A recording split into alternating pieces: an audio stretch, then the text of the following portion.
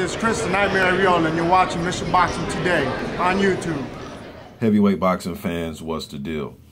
All right, man, so I was just browsing through my comment section on just different videos, and I was seeing some commenters having a discussion about Parker, Joshua, and Wilder talking about defense. Somebody was saying something that Joseph Parker doesn't have any defense. He backs up in a straight line every time in all his fights.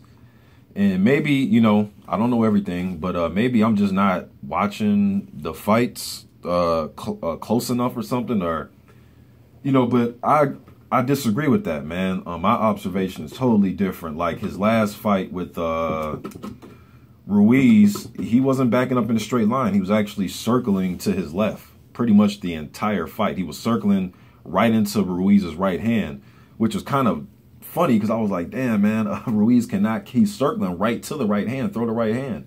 You know what I mean? But he pretty much circled the whole fight. He wasn't really backing up in a straight line. Now, is there occasions here and there in fights when he backs up? I mean, of course, but for the majority of the fight, he was circling, using his jab, bending at the waist, moving his head slightly when he needed to. The Dimitrenko fight, if you watch that fight, as soon as the fight starts, Dimitrenko tried to come out with a jab, and Parker is moving his head from left to right. You know what I mean? Moving his head. So is there times in fights that he backs up in straight lines? Yeah, there's some, you know, when fatigue starts to set in, he does have a tendency to do it sometimes, but it's not an all the time thing. He's not this just come forward, head up in the air type of fighter. I don't see that. You know what I mean? Does that mean he's unhittable? Of course not. You know, nobody's perfect here, man. Like the Takam fight, the first few rounds of that fight, if I remember correctly, Parker was walking Takam down a little bit. You know what I mean? Then towards like round 9, 10, you know, later in the fight when fatigue started to set in, Takam started to walk him down a little bit. Parker did back up into the ropes going in a straight line. But it's not an all the time type of thing.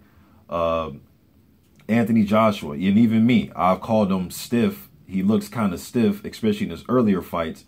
And, you know, a lot of fighters, if you go back and watch old Riddick Bowe or old Lennox Lewis fights, when they're coming straight downhill at fighters and they know they have the advantage and there really isn't much to think about coming back, a lot of guys look kind of stiff because they're trying to go out there and blow the guy out quick.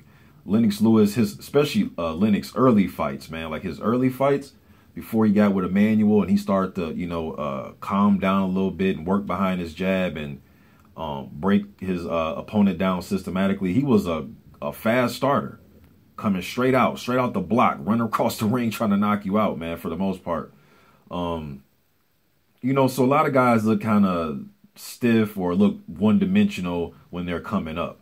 You know, and Joshua, we got to remember, man, he's only had 18 fights. And usually fighters, man, they're, you know, these are the fights that are, you know, going to dictate who they're going to be later on in their career, man. So he's still learning the game, you know.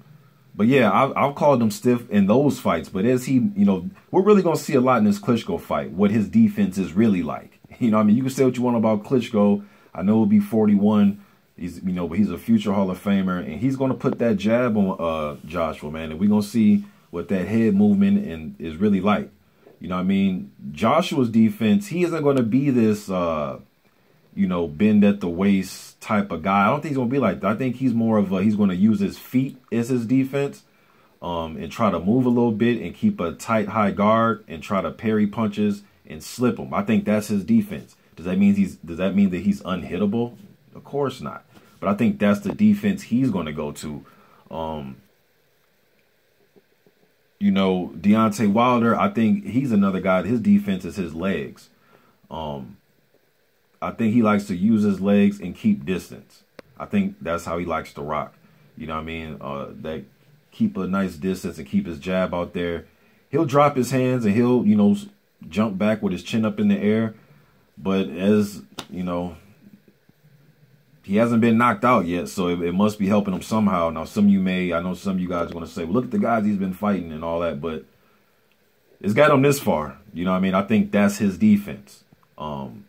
Keeping the distance between you and him and he'll drop his hands, and he likes to, you know, bend his waist and get out the way of punches like that.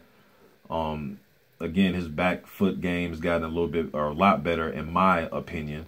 You know what I mean? I think that's his defense, is using his legs, man. So everybody's defense is going to be different. It doesn't mean that they're unhittable.